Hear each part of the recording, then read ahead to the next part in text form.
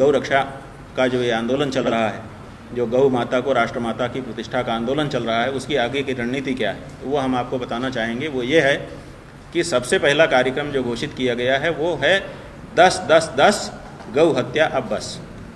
इसका मतलब है 3 बार पहले 10-10-10 कहा जा रहा है, तो उस 10 का मतलब है 10 मार्च को दिन में 10 बजे 10 मिनट के लिए भारत बंद करना है। वो भारत बंदी कैसी है, राजनीतिज्ञों जैसी नहीं है कि हॉकी लेकर के दुकान बंद करवा दो।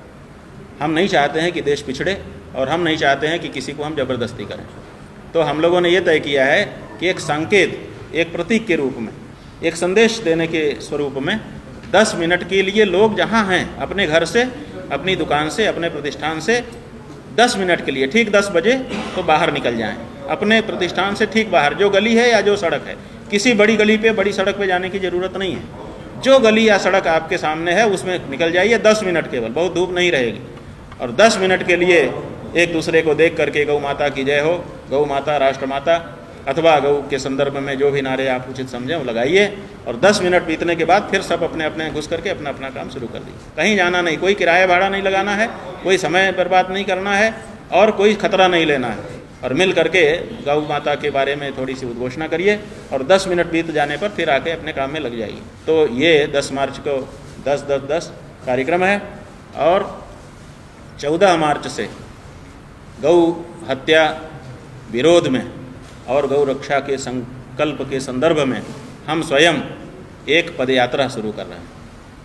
ये पदयात्रा सबसे पहले गोवर्धन गिरी की होगी।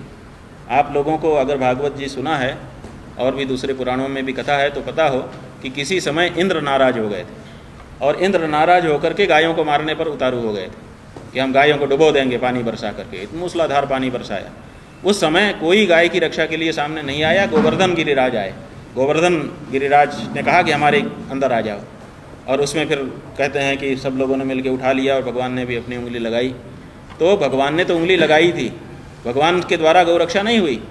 गौ रक्षा तो गोवर्धन कर रहे थे, सहयोग सब लोग मिलकर कर रहे थे, कृष्ण भगवान ने भी किया। तो वो जो गोवर्धन गिरिराज हैं जिन्होंने उस समय गौओं की रक्षा की थी इंद्र से, इंद्र माने राजा, तो जब राजा गाय के पीछे पड़ जाए कि हम मार देंगे, तो गोवर्धन उनकी रक्षा करते हैं, ऐसा मान करके हम सबसे पहले गोवर्धन जी की परिक्रमा करेंगे। 21 किलोमीटर की परिक्रमा है, वो हम चल करके पैदल नंगे पाँव करेंगे।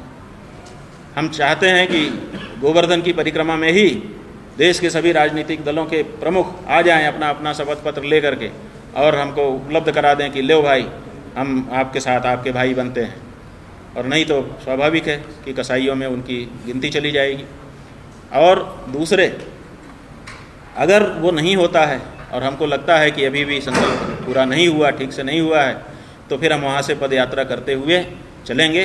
15 दिन का समय लगेगा और हम दिल्ली पहुँचेंगे नंगे पाँव सड़क पर पद यात्रा करते हुए। दोपहरी में, झुलसती हुई दोपहरी में जाएंगे, थोड़ा अपने आप को भी तपाएंगे गौ माता के लिए। और कहाँ जाएंगे? संसद भवन के उस के कोने पर जाएंगे जहाँ पर 1966 में गौ भक्तों के ऊपर गोली चलाई गई थी। आप लोगों को याद है, व्हाट्सएप में बहुत बार आपने समाचार देख लिया कि 1966 में गौ भक्तों पे गोली चला दी गई थी और फिर साफ हुआ और ये हुआ। वो जो जगह है वो अब भी एक पार्क बना करके सुरक्षित रखी गई है। हम लोग गोपाष्टमी के दिन वहाँ जाते हैं, तो वहाँ जाएंगे और वहाँ जा कर के संकल्प लेंगे। उतना फिर एक तीसरा मौका, अभी एक पहला मौका है गोवर्धन गिरिराज की परिक्रमा, दूसरा मौका है और दिल्ली तक जाना और उस जगह पर पहुँचना, उतने तक तीसरा मौका है। ये 3 मौक़ों तक हम सब राजनीतिक दलों को दे रहे हैं।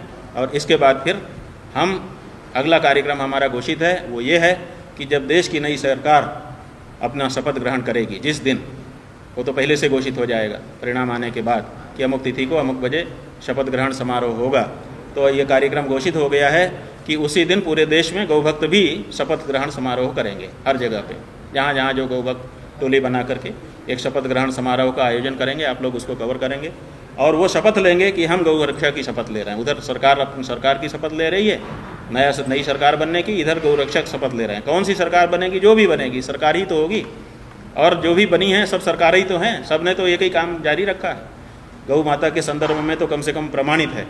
तो ऐसी परिस्थिति में जो भी सरकार बनेगी, हम उस सरकार के विरुद्ध संघर्ष करने के लिए शपथ लेंगे उसी दिन, उसी समय, और फिर यहाँ से मार्च होगा, कहीं से 2, कहीं से 5, कहीं से 10, कहीं से 20, कहीं से 100, कहीं से 200, 1000, 500, जहाँ जितने जुट गए वो सब संसद के लिए जाएंगे।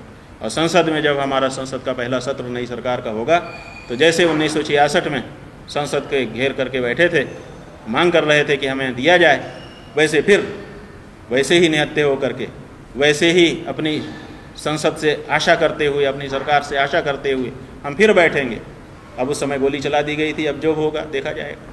तो ये हमारा कार्यक्रम घोषित है और इसी के आधार पर हम लोग आगे बढ़ेंगे। लेकिन इतना हम फिर से स्पष्ट कर देना चाहते हैं कि 75 साल हो गए, देश के बहुसंख्यक हिंदुओं की ये मांग है, कोई तो सुनो। अब तक नहीं सुना, उसका दोष देने को भी हम छोड़ रहे हैं, नहीं दे रहे हैं किसी को दोष। लेकिन आगे की सरकार अगर गौ हत्या को जारी रखेगी तो ये किसी भी दशा में हम हिंदू स्वीकार करने वाले नहीं।